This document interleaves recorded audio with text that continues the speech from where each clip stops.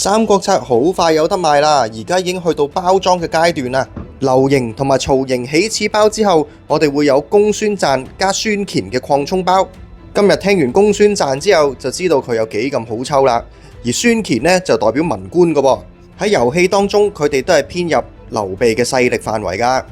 仲有無形戰流，佢喺遊戲當中係策略嚟噶，需要一定程度嘅統率同埋知識先至可以裝配噶。戰流喺遊戲當中發揮到非常之大嘅牽制作用，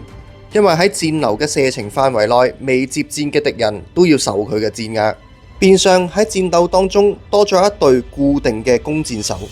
不過呢啲擴充包都有專屬嘅陣營噶，公孫瓚係只會幫劉備嘅啫。我哋睇一睇說明書啊，武將卡上面咧係有一個太極符號噶，符號咧就分兩個顏色，例如關羽咧左邊係綠色，右邊係藍色，即係話佢主屬嘅陣營就係綠色嘅劉備啦，可以參與嘅陣營咧就係藍色嘅曹操。